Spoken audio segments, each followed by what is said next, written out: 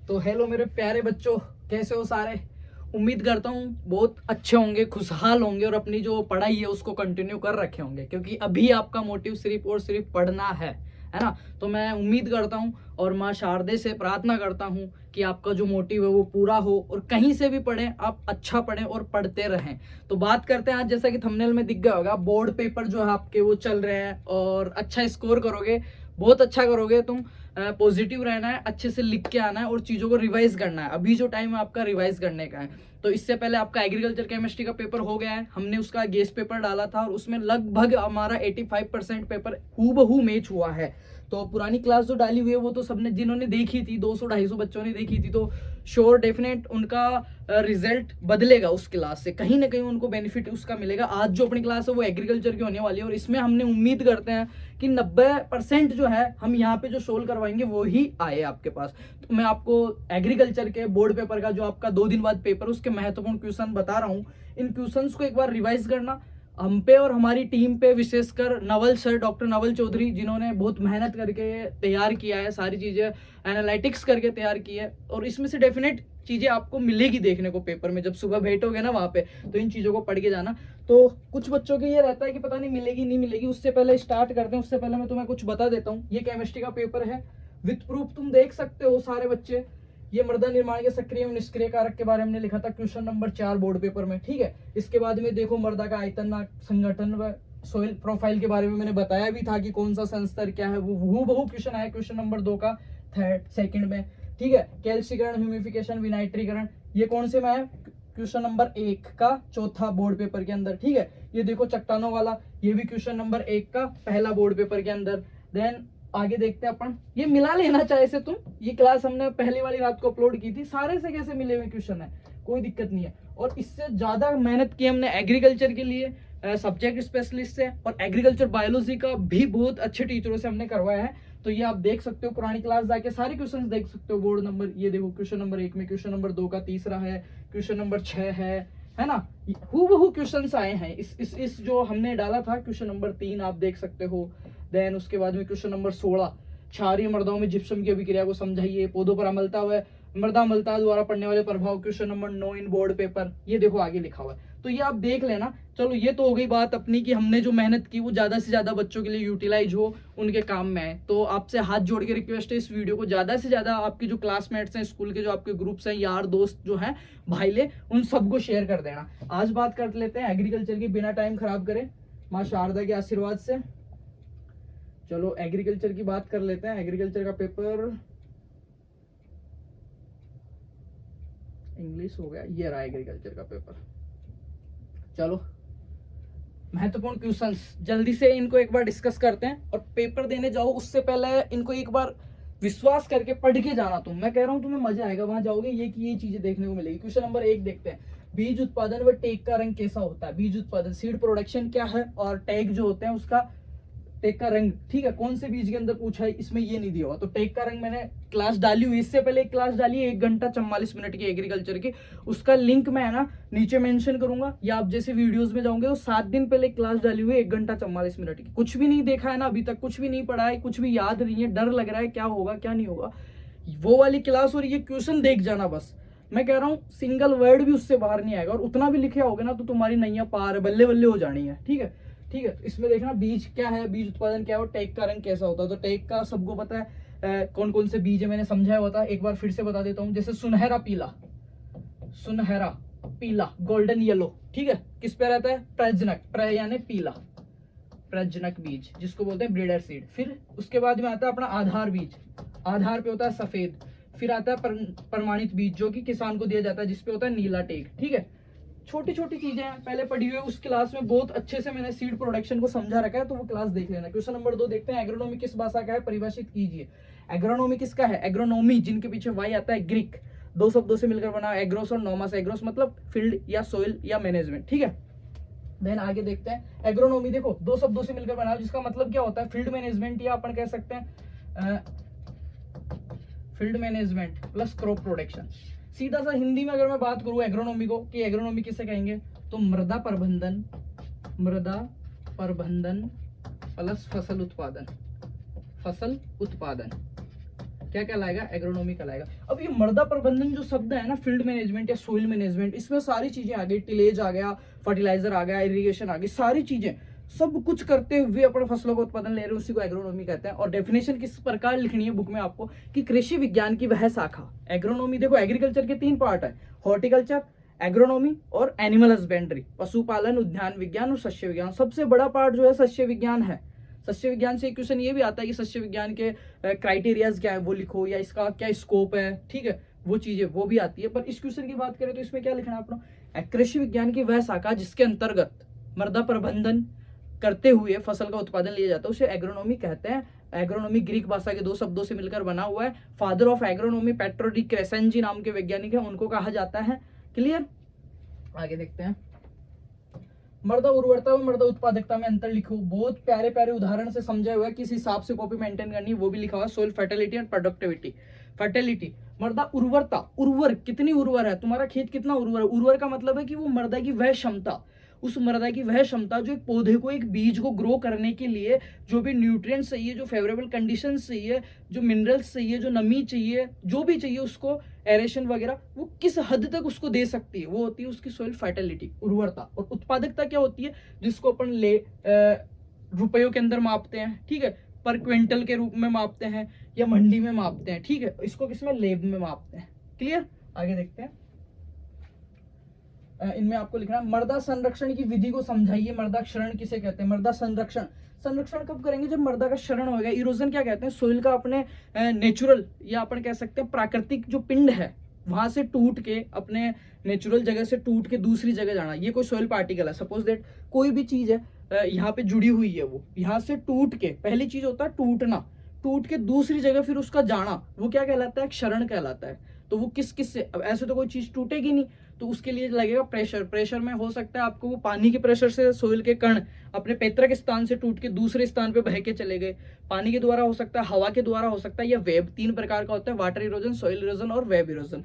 Water erosion की कौन कौन सी स्टेज है वो बताई हुई है, और जो सॉइल इरोजन है उसकी कौन कौन सी स्टेज है वो आपको बताई हुई है, उस क्लास में बताई हुई है सारा। अभी क्वेश्चन देख लेते हैं जल्दी जल्दी अपन।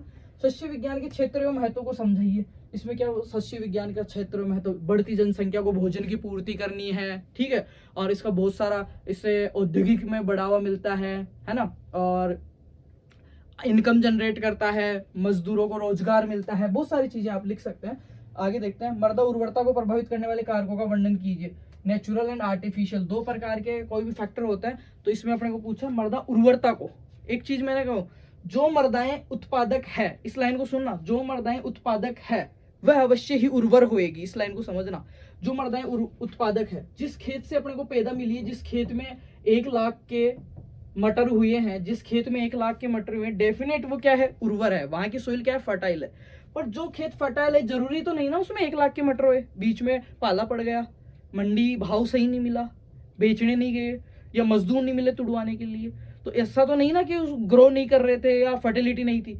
तो इस लाइन को समझना, जो मृदाएं या जो खेत या जो मृदा उत्पादक होती है वो जरूर उर्वर रहेगी, पर जो मृदाएं उर्वर है जरूरी नहीं वो उत्पादक हो, कुछ ऐसी कंडीशंस हो कि वो प्रोडक्शन नहीं ले पाए हों, बेच नहीं पाए हों, ठीक है।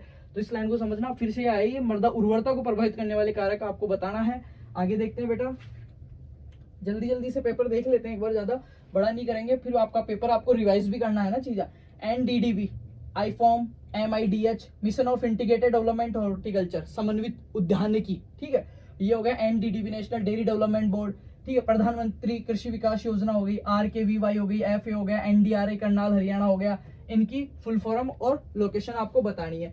भारतीय मृदाओं में कितने % जिंक, नाइट्रोजन और फेरस की कमी पाई जाती है। बहुत अच्छा क्वेश्चन है कि सूक्ष्म वालों में कितनी कमी पाई जाती है।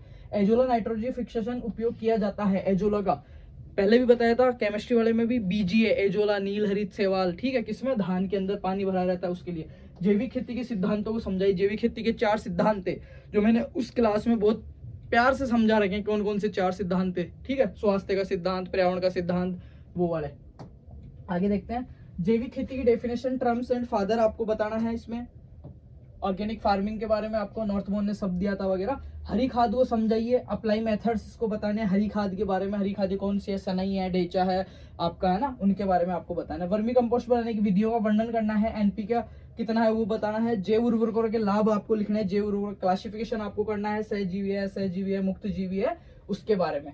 ठीक है, भारत में जैविक खेती के भविष्य को समझाइए। जैविक खेती का भविष्य बहुत अच्छा हो सकता है, क्योंकि स्वास्थ्य के प्रति अगर सजग हो रहे हो। जैविक खेती होती क्या है? केमिकल फ्री जो कर रहे हैं फार्मिंग, उसको जैविक खेती तो कहते हैं अपन, ऑर्गेनिक फार्मिंग। ठीक है, गोबर की खाद बनाने के लिए ट्रेंच विधि को समझाइए। स्थूल व सांद्रित खादें क्या होती है? स्थूल खादें क्या होती है? स्थूल, जिसमें ऑर्गेनिक मैटर जो है वो तो रहता है बहुत ज्यादा, और जो न्यूट्रिएंट वैल्यू होती है वो होती है कम। मतलब ऑर्गेनिक मैटर मतलब माल तो बहुत सारा और उसमें पोषक तत्व बहुत कम, उसको कहेंगे स्थूल खाद, जैसे गोबर की खाद वगैरह हो गई। और सांद्रित खाद में क्या होता है? माल तो रहेगा कम, ऑर्गेनिक मैटर तो, और न्यूट्रिएंट वैल्यू रहेगी क्या? हाई, जैसे कि आपकी जो खलियां हैं, ठीक है, ब्लड मील है, वो खादें। आगे देखते हैं भाई, जैविक नियंत्रण द्वारा कीट व रोगों का नियंत्रण को समझाना है। कंपोस्ट बनाने की नेडेव विधि जो महाराष्ट्र के नेडेव काका ने विकसित की थी, उसके बारे में बताना है। सिंचाई को परिभाषित करना है। ड्रिप विधि और फव्वारा विधि को समझाना है। ड्रिप और फव्वारा महत्वपूर्ण है। सिंचाई किसको कहते हैं? पौधों को या फसल को कृत्रिम रूप से, आर्टिफिशियल रूप से जल प्रोवाइड करवाना या पानी देना सिंचाई कहलाता है। ठीक है, इसमें एक और क्वेश्चन आता है, जल मांग क्या होती है? उसके शुरू से लेके एंड तक प्रोडक्शन, जर्मिनेट से लेके प्रोडक्शन दे रहा है तब तक जितना उसको वाटर रिक्वायरमेंट है उसको बोलते हैं। ठीक है, अभी अपन बात करें सिंचाई किसे कहेंगे, तो सिंचाई क्या होती है? पौधे को या फसल को कृत्रिम रूप से जल देने की क्रिया सिंचाई कहलाती है। और ड्रिप विधि और फव्वारा विधि। ड्रिप विधि का आप लिखना है, फव्वारा के बारे में आपने लिखना है। इजराइल से विकसित है। ड्रिप में कितना प्रेशर रखते हैं? ई मीटर्स, 1 ई मीटर 1 घंटे में 1 से 4 लीटर पानी डिस्चार्ज करता है। इसका हृदय किसको कहते हैं? ई मीटर को कहते हैं। ठीक है, फव्वारा विधि का हृदय नोजल को कहते हैं। सर्वाधिक फव्वारा कहाँ पे? राजस्थान में, झुंझुनू में है। भारत में कहाँ पे? हरियाणा में है। सर्वाधिक ड्रिप किस में काम में ली जाती है? उबड़ खाबड़ विधियों। इसके लाभ, हानि, इसकी उपयोगिता, एफिशिएंसी कितनी बस होती है इससे, और जल की बचत कितनी हो रही है, वो सारी चीज आपको लिखनी है। और ये मेरा ऑलरेडी पढ़ाया हुआ है, तो दोबारा बार बार रिवाइज करने से कोई मतलब नहीं है चीजों को। आगे देखते हैं, गेहूं की क्रांति का अवस्थाएं करवाई हुई है भाई। क्यारी विधि के लाभ व सीमाएं लिखो। क्यारी विधि चेक बेसिन सबसे आसान व प्राचीन व प्रचलित विधि है, जो कि समतल जगह पे बेस्ट होती है, धान गेहूं के लिए अच्छी है। आगे देखो, खरपतवार क्या है? सापेक्ष खरपतवार को समझ आइए। खरपतवार क्या है? वे अवांछित पौधे जहां जहां उनको नहीं उगना चाहिए था वहां उग गए, वो खरपतवार कहलाते हैं। या वे पौधे जो बिना बोए उग जाते हैं और किसान को लाभ की तुलना में हानि करते हैं, वो खरपतवार कहलाते हैं। खरपतवारों को नियंत्रण करने की विधियों को लिखिए। ठीक है, ये आपको करनी है। Selective and non selective herbicides जो है अब वो आपको बताना है, जिसको अपन कहते हैं चयनात्मक और अचयनात्मक। जैसे 2,4-D है, एक है पैराक्वाट, डाइक्वाट, जिन पे छिड़क दिया, जिनके टच में आगे सारे खत्म। एक होता है कि गेहूं में आप ऐसा खरपतवार डाल रहे हो जिससे ऐसा खरपतवारनाशी यूज कर रहे हो जिससे खरपतवार मर रहा है, गेहूं नहीं मर रहा है, तो वो होता है चयनात्मक, सिलेक्टिव होते हैं। और नॉन सिलेक्टिव क्या होते हैं? जैसे अपने रेल के किनारे हो गए, सड़क के किनारे हो गए, वहां पे अपन पूरा स्प्रे कर देते हैं, सारे खत्म हो जाते हैं, वो नॉन सिलेक्टिव में आते हैं। आगे देखते हैं, प्रयोग के समय के आधार पे खरपतवार का वर्गीकरण। पीपीआई, पीआई नहीं है, बुआई से पहले, बुआई के बाद, अंकुरण से पहले, अंकुरण के बाद, वो वाला। जैव खरपतवारनाशियों के आपको नाम लिखना है। शुष्क खेती को परिभाषित करना है। रेन महत्व लिखना है। शुष्क खेती किसे कहते हैं? शुष्क खेती शब्द से समझ में आ रहा है। ड्राई फार्मिंग क्या होती है? ड्राई फार्मिंग वो होती है जहाँ पे फसल की जो जल मांग है उससे कम मात्रा में पानी उपलब्ध है, और पानी वो टोटल पानी हो गया, बरसात का हो गया, सिंचाई का हो गया, वो सारा। तो ये 3 प्रकार की होती है। एक 750 mm से कम, 750 से 1150, 1150 से ऊपर रेन फीड फार्मिंग हो गई, ड्राई फार्मिंग हो गई, ड्राई लैंड फार्मिंग हो गई। ठीक है, ये आप देख लेना। शुष्क खेती का राजस्थान में परिक्षेप पे बहुत आसान करवाया हुआ है। राजस्थान के जलवायु खंडों का वर्गीकरण ये भी करवाया हो। सबसे छोटा कौन सा है, सबसे बड़ा कौन सा है, जयपुर की कौन से खंड में आ रहा है, सबसे ज्यादा बरसात कौन से में आ रही है, झालावाड़ वाला कौन सा खंड है, सारा करवाया हुआ है। ठीक है, आगे देखते हैं, फसल चक्र क्या होता है, उसके सिद्धांतों का वर्णन और लाभ। फसल चक्र क्या होता है? Crop rotation. एक निश्चित समय में, निश्चित जगह पे, एक निश्चित समय में अब फसल कर रहे हैं, तो समय मतलब हो गया अपने क्या यहाँ पे, एक निश्चित समय में, एक निश्चित जगह पे, एक खेत पे फसलों को अदल बदल कर बोना। अदल बदल कर बोना क्या कहलाता है? फसल चक्र कहलाता है। इससे लाभ क्या है? सोइल फर्टिलिटी बनी रहती है। और सिद्धांत क्या है? जैसे दलहनी के बाद में अदलहनी लगाना, गहरी जड़ वाली के बाद उथली जड़ वाली लगाना, कम पानी चाहने वाली के बाद ज्यादा पानी चाहने वाली, ज्यादा पानी के बाद कम पानी वाली, ऐसे रोटेट कर करके उनको लगाते हैं, उसको कहते हैं। मिश्रित सस्यन क्या है? मिश्रित खेती में अंतर स्पष्ट कीजिए। आगे देखते हैं, ये क्वेश्चंस आप देख के जाना और वो वाली क्लास भी देख लेना, इनको शेयर भी करना। अंतरा सस्यन किसे कहते हैं? इसके प्रकारों का वर्णन करना है। प्राथमिक और द्वितीयक भू परिष्करण यंत्रों के नाम लिखने हैं। भू परिष्करण को परिभाषित करना है। टिलेज क्या है, फादर ऑफ टिलेज जेंथ्रोटूल है। टिलेज कितने प्रकार का होता है, जीरो टिलेज हो गया, मिनिमम टिलेज हो गया, नो टिलेज हो गया, ठीक है।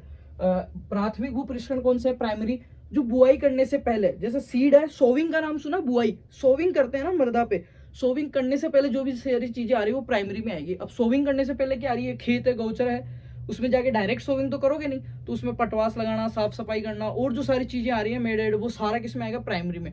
और सोविंग के बाद उत्पादन स्तर तक जो सारी चीजें आ रही है, देन वो सारी कल्टीवेशन वगैरह करना, वो किस में आएगी, द्वितीयक में आएगी, ठीक है। तो जितने भी प्रकार के आपके आपने देखा होगा हेरो वगैरह ये आते हैं, ठीक है। जैसे एक इसमें अपवाद है, क्या नाम उसका, क्या बोलते हैं उसको, कल्टीवेटर, रोटोवेटर, वो दोनों में आता है, ठीक है। आगे देखते हैं इसमें क्या दिया हुआ है, ग्राउंड नट एंड मस्टर्ड, बाजरा, लॉन्ग क्वेश्चन, मूंगफली, सरसों और बाजरे से एक बड़ा क्वेश्चन आपके पेपर में देखने को मिलेगा, तो इनकी खेती के बारे में देख लेना। और इनमें क्या क्या देखना है वो पहले वाली क्लास में दिया हुआ है।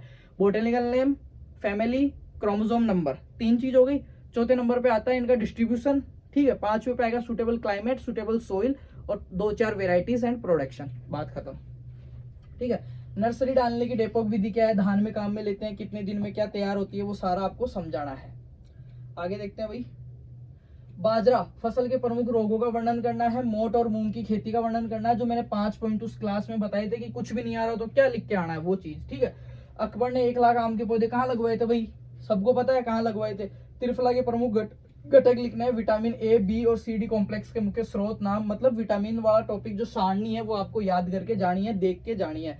आगे देखते हैं जल्दी जल्दी, फलोत्पादन के महत्व लिखिए।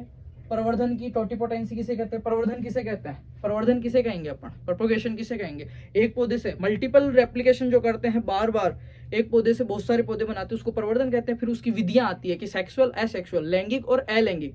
भाई ये रूल है, पेंसिल है, इससे मेरे को बहुत सारी पेंसिल बनाऊंगा, उस प्रोसेस को मैं क्या कहूंगा, प्रवर्धन या प्रोपोगेशन, राइट।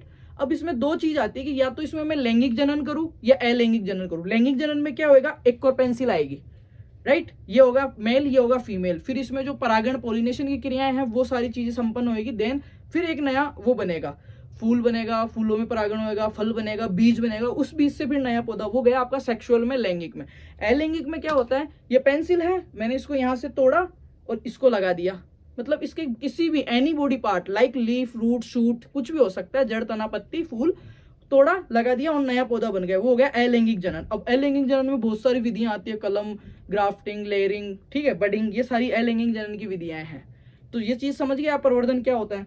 आगे है टोटिपोटेंसी किसे कहते हैं, टोटिपोटेंसी कहते हैं, जैसे सीधा सा उदाहरण दूं टोटिपोटेंसी का, ये रिमोट है, इस रिमोट का मैंने एक बटन निकाल लिया, एक बटन, इस एक बटन से मैंने इस बटन को ग्रो किया और सेम हूबहू दूसरा रिमोट बन गया, हूबहू दूसरा रिमोट बन गया। तो जो इस बटन में ये क्षमता थी ना अपने समान दूसरा वो करने की, उस क्षमता को टोटिपोटेंसी कहते हैं। किसी कोशिका के अंदर या किसी जीव के शरीर की ऐसी कोशिका जिसमें अपने समान दूसरा जीव उत्पन्न करने की क्षमता होती है, टोटिपोटेंसी कहते हैं। फादर ऑफ टोटिपोटेंसी कौन है, हेबरलैंड है। आम के अंदर प्रवर्धन की विधियां आपको बतानी है, offshoots, date suckers in banana, air layering आपको बताना है। एयर लेयरिंग का दूसरा नाम होता है चाइनीज या मार्कोटेज लेयरिंग, ठीक है, हवा के अंदर ही लेयरिंग कर देते हैं, बहुत प्यारी विधि है, खूब आराम से पढ़ाया हुआ है मैंने, इस पे बहुत सारी क्लासें ली हुई है चैनल पे हॉर्टिकल्चर की। लैंगिक व अलैंगिक पौधों के प्रसारण को विस्तार से लिखो, उपरोपण क्या होता है, इसकी विधियों को, लैंगिक और अलैंगिक वही चीज आ गई जो मैंने ऑलरेडी बता दिया है। आगे देख लें, फलोद्यान लगाने की त्रिभुजाकार व समुच्चय विधि, फलोद्यान लगाने की, और चार्ट एस्टेब्लिशमेंट करते हैं तो लेआउट जो करते हैं उसकी मेनली विधियां हैं। पहली है आपकी वर्गाकार विधि, चारों पौधे समान होते हैं, लाइन टू लाइन और plant to plant, R/P same होती है, ठीक है। दूसरी है उसके बाद में आयताकार, आमने सामने के पौधे, आयत का निर्माण करते हैं, आमने सामने की भुजाएं, आमने सामने के पौधे बराबर होते हैं। फिर आती है त्रिभुजाकार विधि, 3 पौधे मिलकर त्रिभुज का निर्माण करते हैं। HDP हाई डेंसिटी पोटे जो होता है ना, उच्च पादप सघनता, उसके लिए यूज की जाती है।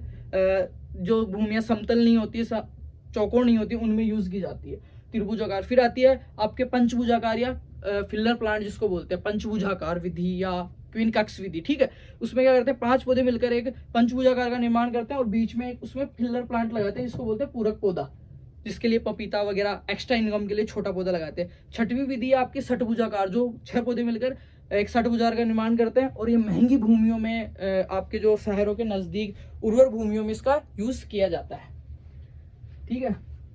अब इस क्लास में ज्यादा समझा नहीं सकते, लास्ट क्लास है तो ये चीजें आप रिवाइज करना, है ना। प्रतिकूल मौसम क्या होता है, प्रतिकूल मौसम की दशाओं के नाम लिखो। प्रतिकूल मौसम क्या होता है, प्रतिकूल परिस्थितियां, मतलब एक तो होता है अनुकूल, एक होता है प्रतिकूल। अनुकूल मतलब जो मेरे को चाहिए वो चीजें मेरे को मिल रही है, प्रतिकूल मेरे को जो चाहिए वो नहीं मिल रहा, मेरे को मुसीबतें आ गई, उसको प्रतिकूल कहते हैं। तो पौधों के लिए प्रतिकूल परिस्थितियां क्या है, ओला हो गया, लू हो गई, ठीक है, अतिवृष्टि हो गई, अनावृष्टि हो गई, तो इसके लिए आपको लिखना है। आगे देखते हैं बेटा, जल्दी जल्दी से देख लेते हैं एक बार इसको। उद्यान योजना सिलेक्शन ऑफ साइट क्या है, इसके बिंदुओं को समझाइए। उद्यान में बगीचा लगाओगे, विधियां तो बाद में आएगी, पहले जगह का सिलेक्शन करते हैं, उसके लिए क्या क्या बिंदु होते हैं। ऐसी जगह का सिलेक्शन करें, मृदा अच्छी होनी चाहिए, 2 फीट तक उसमें अंदर 2 मीटर कठोर परत नहीं होनी चाहिए, बाजार के नजदीक होनी चाहिए, ऑन रोड होनी चाहिए, पानी की उपलब्धता होनी चाहिए, आसपास कोई कल कारखाना नहीं होना चाहिए, मजदूरों की उपलब्धता होनी चाहिए, ठीक है, आवागमन की उपलब्धता होनी चाहिए, वो सारे आएंगे इसमें। उद्यान या बाग लगाने की विभिन्न विधियों का वर्णन मैंने ऑलरेडी बता दिया, 5 विधियां। प्रवर्धन में पादप नियंत्रण का उपयोग, ऑक्सीजन, जिब्रेलिक अम्ल, एबीए, इथाइलिन, इथाइलिन पकाने के लिए गेशिया हार्मोन, ठीक है। जल्दी जल्दी से देख लें। एफ्लन का वर्णन करते हुए उपायों को सूचीबद्ध कीजिए। एफ्लन क्या होता है, अनफ्रूटलेस, सबसे अनफ्रूटलेस, फ्रूट ही नहीं आएंगे, या फिर आएगा कभी, किसी साल आएंगे किसी साल नहीं आएंगे, उसको ऑन ईयर ऑफ ईयर भी बोलते हैं। तो इसके 2 रीजन हो सकते हैं, एक तो हो सकता है प्राकृतिक कारक, एक होता है बाहरी कारक, ठीक है। तो बाहरी कारकों में एनवायरमेंटल कारक जो है वो आते हैं कि कम तापमान, ज्यादा तापमान हो गया, उस वजह से हार्मोन्स का, ठीक है, पोषक तत्व। आगे दिया हुआ बनाना, पपाया, अनार एंड गुआवा, लॉन्ग क्वेश्चन आएगा। उधर दिया हुआ था बाजरा, मूंगफली और सरसों, बाजरा, मूंगफली और सरसों। एग्रोनॉमी वाली में से यह है, हॉर्टिकल्चर वाली में से क्या है, बनाना मतलब केला यार, केला, पपीता, अनार, पपीता और अनार। और इनमें क्या क्या पढ़ना है वो मैंने ऑलरेडी जो 1 घंटा 44 मिनट की क्लास है उसमें दिया हुआ है। खजूर के पकने की विभिन्न अवस्थाएं समझानी है, बेर, फ्रूट फ्लाई को समझाना है, ठीक है, डोका, डमल जो है आपकी वो, बहारों को समझाना है, बहार नियंत्रण को समझाना है, बहार, मृग बहार, हस्त बहार, ठीक है। आम आंवले की खेती को समझाना है, उन्नतशील किस्में आपको लिखनी है इनकी, ठीक है। इंसेक्ट और डिजीज लिखना है। अनार की खेती का वर्णन करना है, किन किन पे, भूमि, जलवायु, प्रवर्धन, उन्नतशील किस्में, खाद, उर्वरक। फिर अंगूर की वेराइटीज आपको बतानी है, अंगूर की, ठीक है, कौन कौन सी है। और पपीता में पपेन के बारे में आपको बताना है कि पपेन क्या होता है, किस हिसाब से निकाला जाता है, कौन सी वैरायटी में सबसे ज्यादा है CO जो है ना। अंगूर और आम में दैहिक विकार, फिजिकल डिसऑर्डर्स जो है वो आपको बताना है, जैसे आम में SO2, ब्लैक टिप, काला शिरा रोग हो गया, हैंड एंड चिकन रोग हो गया, ठीक है। Calcium, jam, jelly, tomato sauce से लॉन्ग क्वेश्चन आएगा एक कंफर्म, इनकी डेफिनेशन, TSS किस हिसाब से बनाते हैं, सूटेबल फ्रूट इनका, पैक्टिन कितना चाहिए, शुगर कितनी, पकने के जो अंतिम बिंदु पे पहचान, वो सारी चीजें। फल परीक्षण के महत्व को समझाइए। डिब्बाबंदी, निकोलस एपट, फादर ऑफ डिब्बाबंदी अगर अपन कहें तो क्या कहते हैं, निकोलस एपट कहेंगे। डिब्बाबंदी की विधियां आपको बतानी है। रासायनिक परीक्षणों को समझानी है। इसमें 2 चीज होती है, एक तो होता है रंगहीन, एक होता है रंगीन, कलरलेस, और एक तो होता है कलर वाले, रंगीन जिसको कहते हैं, जैसे कि आपका हो गया केचप हो गया, सॉस हो गया, जिनमें कलर है, ठीक है, आपके जैम हो गया, ठीक है, उनके लिए। और एक होता है जिसको बोलते हैं अपन कलरलेस, रंगहीन, ठीक है।